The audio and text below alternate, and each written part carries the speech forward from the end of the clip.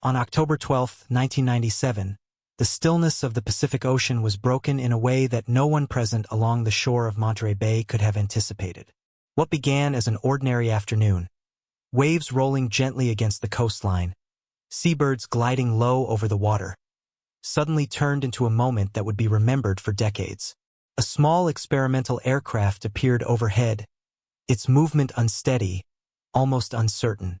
At first, it seemed like a minor disturbance in the sky, but within seconds, the plane tilted sharply, lost balance, and plunged downward with terrifying speed. The impact was violent and immediate. Then, just as quickly, the ocean closed over it, returning to calm, as if nothing had happened at all. The man inside that aircraft was John Denver, a voice that had once carried across radios, living rooms, and open highways throughout America. For millions of people, his music had never been just entertainment. It had been a feeling of open skies, quiet mountains, and a kind of peace that seemed almost untouched by the complications of modern life. Songs like Take Me Home, Country Roads, Rocky Mountain High, and Annie's Song had created a world where everything felt simpler, gentler, and somehow more hopeful. Yet the way his life ended stood in stark contrast to everything his music represented. There was no softness in that final moment, no gentle melody, only speed, force, and silence. But that ending was not an isolated tragedy. It was the final chapter of a life that had always carried a quiet tension between what the world saw and what he actually lived. Long before he became known as John Denver, he was born Henry John Deutschendorf Jr. on December 31, 1943, in Roswell. His childhood did not unfold in one familiar place. His father, an Air Force pilot, moved the family constantly between military bases. Stability was rare. Friendships were temporary. Every new beginning came with the certainty that it would soon end. Over time, that pattern created something deeper than simple loneliness. It created a sense of never fully belonging anywhere. Music entered his life quietly. A guitar given by his grandmother became more than an instrument. It became a place he could return to when everything else kept changing. Sitting alone, he began to teach himself chords, slowly shaping melodies that felt personal, almost private. In those early years, music was not about success. It was about escape. When he later attended Texas Tech University, it didn't take long for him to realize that the path expected of him did not match the life he wanted. He left college behind, choosing instead a road filled with uncertainty. Carrying little more than a guitar and a few songs, he headed toward California, where countless other unknown musicians were chasing similar dreams. At that point, the name John Denver didn't yet carry any weight. It was simply a choice, a name inspired by his deep connection to Colorado and its mountains, a place where he felt something he hadn't felt elsewhere, a sense of belonging. The early years were far from glamorous. Small folk clubs, modest audiences, long travels, and little money defined his daily life. In 1965, he joined the Mitchell Trio, which gave him his first real exposure to the professional music world. Touring with the group taught him how to stand on stage, how to connect, how to hold attention. But even then, he remained largely unknown. During those years, he wrote a song that would quietly change everything, Leaving on a Jet Plane. When it was later recorded by Peter, Paul, and Mary, it reached #1 on the charts. Ironically, while the song made history, its writer was still standing in the shadows. His own early albums barely made an impact. The late 1960s music scene was dominated by electric sounds, psychedelic rock, and large-scale productions.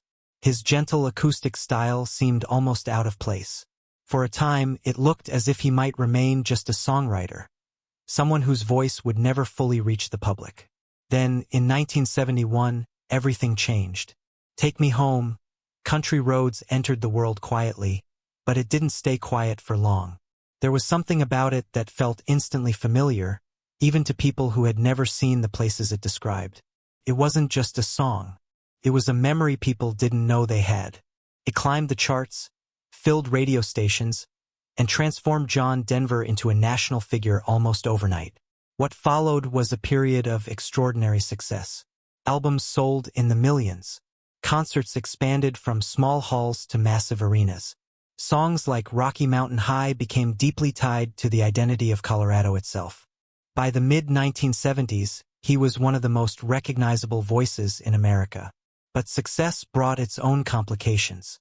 Behind the image of a calm, nature-loving artist was a man struggling with pressures that rarely appeared in public. Fame demanded constant movement, tours, interviews, recordings.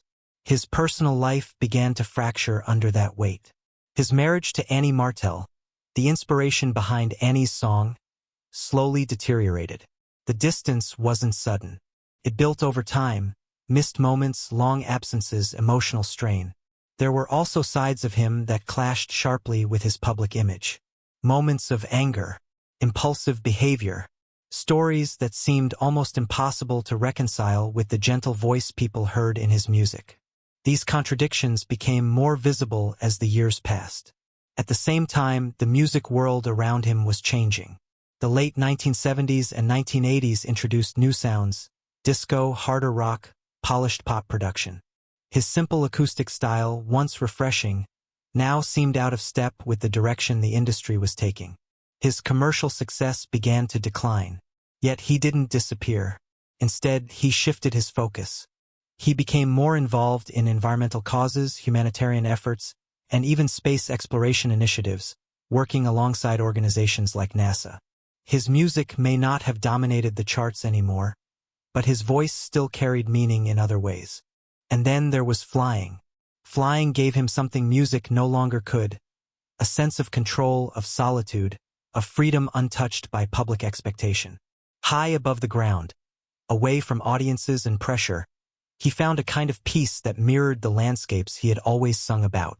That passion ultimately led him to the Rutan Long-EZ, the aircraft he had owned for only a short time before that final flight.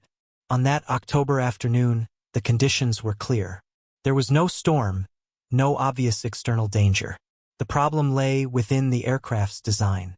The fuel system required the pilot to reach behind his shoulder to switch tanks, a maneuver that, in a confined cockpit, could momentarily take full control away from the pilot. Investigators later concluded that he likely attempted that very action during flight. In doing so, even a brief loss of control would have been enough. The result was irreversible. News of his death spread rapidly across the United States. Radio stations began replaying his songs. Fans gathered in places like Aspen, where he had lived and written much of his music. People didn't just mourn a celebrity. They mourned a feeling, a voice that had become part of their lives. His ashes were scattered in the Rocky Mountains, the same landscape that had inspired so much of his work. And in the years that followed, something remarkable happened. His music didn't fade. If anything, it grew stronger. Songs continued to appear in films, on radio, in moments of nostalgia and reflection. New generations discovered them, not as relics of the past, but as something timeless. Because at the heart of it, John Denver's story was never just about fame or success. It was about a man searching for belonging, for peace, for something real in a life that often pulled him in the opposite direction. A man who sang about home, while never fully feeling at home himself. And perhaps that is why, even today, when those first notes of Country Roads begin to play, it doesn't feel like just a song. Feels like a memory, or maybe even a place we're all still trying to find.